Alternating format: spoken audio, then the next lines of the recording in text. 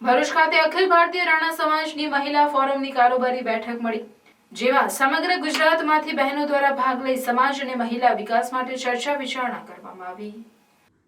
અખિલ ભારતીય રાણા સમાજની મહિલા ફોરમની કારોબારી ભરૂચના ભક્તેશ્વર હોલ ખાતે પ્રમુખ દીપક કાશીરામભાઈ રાણા તેમજ મહામંત્રી નરેશભાઈ ચપડિયાની ઉપસ્થિતિમાં મળી, જેનો પ્રારંભ દીપ પ્રાગટ્ય અને પ્રાર્થના તેમજ રાણા ગીતથી કરાયો હતો। પ્રમુખ દીપક કાશીરામભાઈ રાણાએ પ્રાસંગિક ઉદ્બોધન કરતા મહિલા સશક્તિકરણ અને એકતા પર ભાર મૂક્યો। કારોબારીમાં અખિલ ભારતીય રાણા સમાજના મહિલા કારોબારી સભ્યોને શ્રદ્ધાંજલિ પાઠવવામાં આવી હતી।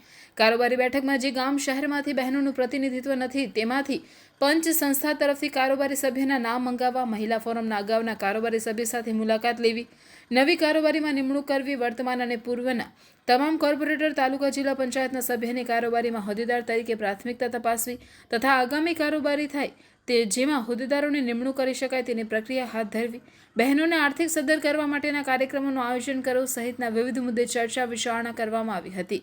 કારોબારી સમાપન બાદ ઉપપ્રમુખ સનતભાઈ રાણાનું સન્માન કરવામાં આવ્યું। અખિલ ભારતીય રાણા સમાજની મહિલા ફોરમની કારોબારી મળી હતી, જેમાં સમગ્ર ગુજરાતમાંથી બહેનો દ્વારા ભાગ લઈ સમાજ અને મહિલા વિકાસ માટે ચર્ચા વિચારણા કરવામાં આવી હતી। અખિલ ભારતીય રાણા સમાજની મહિલા ફોરમની કારોબારીમાં હોદ્દેદારો સહિત સભ્યો ઉપસ્થિત રહ્યા હતા। વર્ષો પછી શ્રી અખિલ ભારત રાણા સમાજની સૌ મહિલા કારોબારી સભ્ય એકત્રિત થયા છે।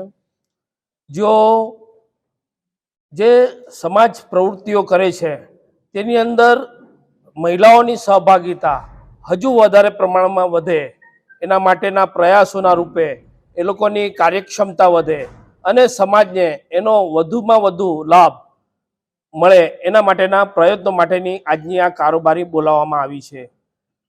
આજની કારોબારીમાં બીજું કે સમાજની મહિલાઓ કે જે અનેક ગામોમાં ગુજરાત, મહારાષ્ટ્ર, મધ્યપ્રદેશમાં વસેલા છે એમાંથી આજે ગુજરાતની બહેનો અહીં ઉપસ્થિત છે અને એ સિવાય અનેક ગામોના બહેનો હજુ પણ સમાજની સાથે, અખિલ ભારત રાણા સમાજ સાથે જોડાવાના બાકી છે।